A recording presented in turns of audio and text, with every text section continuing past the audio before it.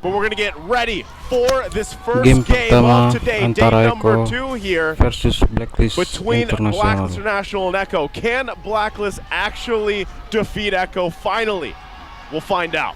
Going into game 1, we've seen the early moments of the game, a double lane from Blacklist International, speeding up, expediting the mid lane's XP, and the answer as well from Echo. Interesting enough, of course, as you have to do, you babysit Oheb, Renegade, staying close. Yeah, very interesting that Sanford actually rotated towards the mid lane to sort of like help the tank support clear against the Valentina. Okay, there it is. Again, go ahead and get your predictions in. Don't forget the hashtags. Who's going to be doing more damage? And I think if you're looking at both XP lanes, right, there's a lot of already that people have seen of Terizla's, how they impact. Oh, JP forced to use a flicker early on, gets away with it. They got reverse timed.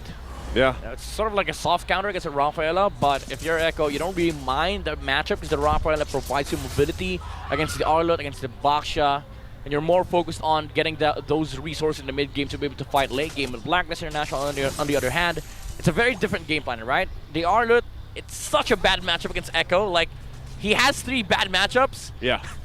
But the thing is, come mid game, it's a different story. Like, this Irithel will be able to pop off with the protection coming off from the Diggy and, of course, the Arlot. That's what I'm wondering. Like, if the matchup is so bad, do you literally just have it there for the peel? Like, is that the answer? Like, we now just have a couple options to keep Oheb alive. Oh, check this out. 2 fronts. Echo, wow. They're winning. You have forced to go ahead and turn into Sanford as Carl DT scores a turtle.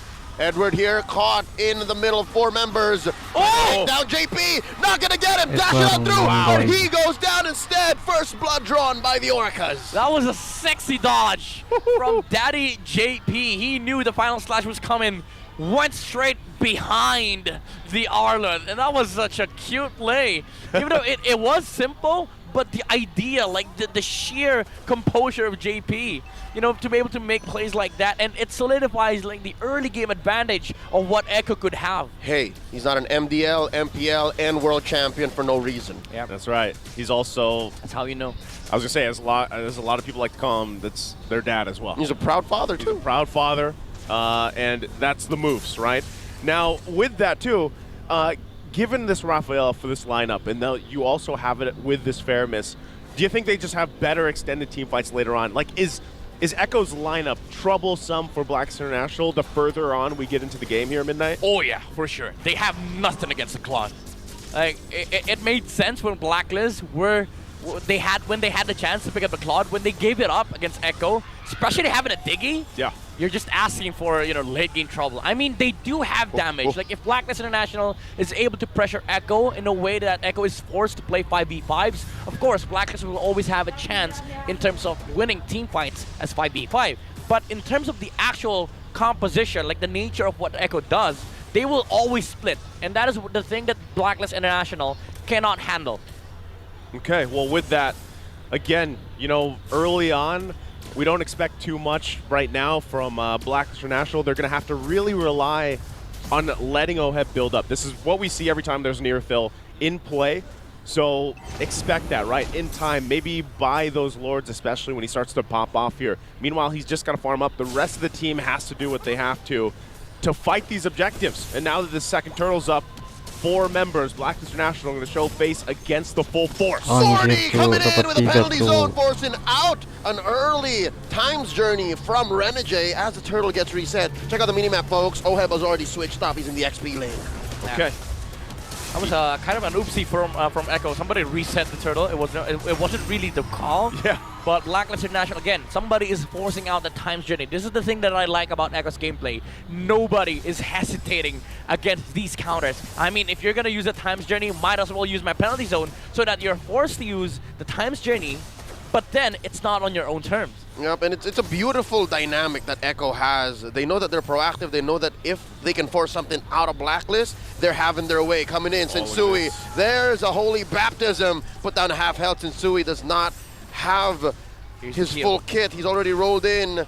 And JP and Ben. Oh, Lord, the burst from Oheb. In comes Carl Teasy from the flank. Sanji and Sanford as well. Reverse time on a big old Halloween panda. And there's a penalty zone. They caught Oheb. They answer back with another realm. Blazing duet. Yeah, Renegade put down to a fraction of his health. They traded out already. Oheb down. They're still going. Edward dashes on through. Sanji down 2 for 1. The trade. Final slash. Sanford, where you going? Down underneath the ground. Agent Zero gets 2K. There you go. The team fight for Blacklist International. They don't really lack damage. Wow. But the focus part from Echo was there. They were able to shut down Oheb. But you see the strength of how Blacklist is able to peel for their heroes. They are just able to group up and continuously fight with this Arlot. Because the thing is, hello, UA! Down he goes. You were saying. All right. That was a very good pickoff coming out from Echo. But again, Blacklist International, the way this lineup works is that you just have so much to deal with in the front lines. They won this fight. Reverse time on the Carl Easy, forcing out a heavy spin and another realm. Echo and Black not letting Midnight finish his thoughts. Exactly. You know, that's how really that's frustrating. That's how it feels for Echo. Like, the way you want to approach this fight is you want a clean team fight, right? You want to be able to force out the Time's Journey, force out the Nether Realm, use the Blazing Duet and Heavy Spin to deal with Blacklist International, but they're not letting you. You know what's funny? Every time you fight into them, they distract you. And not only that, but I feel like every analyst that sits on a desk with an Echo game is literally, if you vision the Echo Express and the analyst is trying to talk while the train is going. Like, that's what it feels like, because I mean, when they can counterpunch, when they can initiate, whatever they decide to do, they're usually able to find it. But right now, I would say it's even Stevens, right? And now Carl T's going to be forced out of this.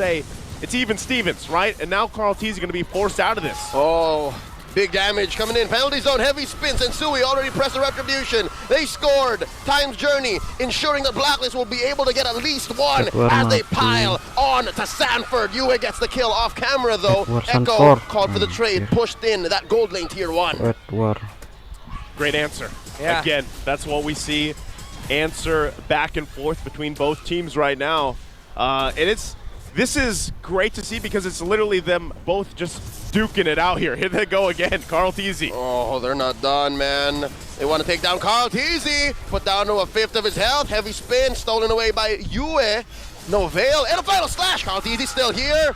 Put down to a 1/10 of his health. Sanji gonna get popped. Nether Realm underneath tier 1 in mid. He's alive. Sensui looking to commit grand theft orange. Can Carl Teasy survive? He does, but a second more. 2 kills coming in. Edward is on fire. Benny Cutie does not want to force the issue. Edward's still here. Flickers on out. Looking for a protection racket from Renegade. Time's Journey inside their own jungle. Echo are getting punished. What's going on? What? Holy moly. These two teams just duking it out. I mean, the whole team. Oh, Sensui. Oh, he got his purple there, but gonna get punished by Sanford. Dear Lord, is Echo getting rattled or is it just me? Blacklist International, they're getting everything that they want. Even though they lost Edward and Renegade right there, Sensui was able to steal both buffs. And all the while, Oheb was just pushing towers. Yeah. He was getting a lot of farm on the map. He's now 800 up compared to the Claude, which gives Blacklist International more space in this mid-game. I was not allowed to talk during those moments, but so does Echo. They were not allowed to fight into the Arlot because he was just dashing right through all of the heroes of Echo. You know what the great thing about that is they're allowing Oheb, he got that solo kill by himself, you know, with his team. Dear Lord. Wow, just 2 seconds underneath that crossbow. Yeah. And nothing. Edward just said, you don't need me, man. You don't need me now. The Lord dance has begun. First Lord of the game spawned up. Reverse time put in. JP taking a lot of damage. Sanford hit here with a final slash. Penalty zone on the 4. Plus another realm. Where are y'all going? There's way too much damage coming in from Blacks International. Extra health popped already. Oheb stunned. Oheb here getting pushed into that wall. Not enough damage. He's left out in no man's land. That's a pick-off for Blacklist. Wow, again, the response, the counter punches coming from Blacklist International on point just when you thought too. But right now, it doesn't even look like they want to go ahead and give this Lord up just yet. Echo wants to stay in it. Sanji coming through, gets phased right into the afterlife. And that's it. Blacklist scoring back-to-back. JP goes down as well. And this whole time, the only trade Echo can find is a turret down bot. Screw bad matchup, says Edward. What you want, again, is the peel in the mid-game, the ability to protect your Irithal. Even the Karlteezy earlier on had an amazing angle to use the heavy spin onto the Irithal. There was no backup damage. The Claude was still far away from Echo, and Blacklist knew they had the upper hand, the advantage when it came to that fight because they had the Irithal near their Lord. And mind you, Blacklist International even pulled off an Echo. They were trying to bait out the Lord, and when Echo tried to contest, they reset it and went for the 5v5, well, 5v4 engagement. Yeah, again, in all this, before all broke out, they got BennyCutie before this fight broke out. You see how this all works out. Yeah, there's some great layering of ultimates being used by Echo, but even Oheb able to stay alive, attacking that minion, get some of the health back. The Haas gets him, and you know that is troublesome. Now they're going to be charging into the base of Echo here for game 1. Oh no. That's the Lord still up. Another big penalty zone answered back with a times journey. Karlteezy already fell underneath a sea of bodies, and it's his lone corpse sitting there. What happened? It's hard for Echo to fight into this because you're not, oh, Edward. Oh, this is prime Ube, folks. Blacklist already inside Echo's base. Oh, they're gonna call it. They're gonna call it. This is the disciplined play from Blacklist. They'll move on to bot. Gonna take the bot lane in here. We'll see if they can actually get this turret. They're going to go for it, though. Karlteezy and BennyCutie down. Oh, Holy Baptism. Not enough damage. Oh, gila. Edward Sanford. And he keeps his health. He keeps himself up. Flicker on. Now the shutdown on the Yue. Sanford gets one. Another one falls. Karlteezy finds Oheb. Renegade still barely alive. Can they take down Edward? A lot of bounty on Agent Zero's head, too. Blacklist. He's on out of there. MPL. Wow. That was an amazing clapback coming out from the Trisdorf Echo. Sanford hit an amazing penalty zone onto, what, that was 5 heroes, right? 4 or 5, about 4 or 5. That was the entirety of Blacklist International, and Oheb, unfortunately, didn't have the sprint at that time, and he has already used the heavy crossbow, so no jump was available for the Irithal. That's why Echo was able to catch up and take out the gold laner of Blacklist International.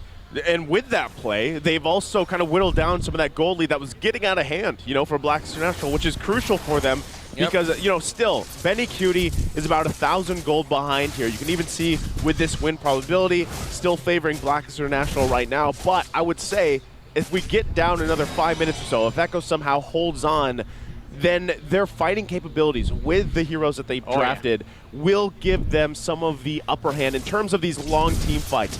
Especially, I think a big part of that is if somehow, some way, Echo gets the times journey out. If the times journey has gone for Blacklist International before a big fight breaks out, they're at a disadvantage, right? And then it becomes a mini game in itself for Yue on what ultimate he takes. Oh, Sensui rolling around. Here comes the Lord Dance. Putting up a perimeter. Slight advantage here for Echo, given that they're slowly pulling over to their side.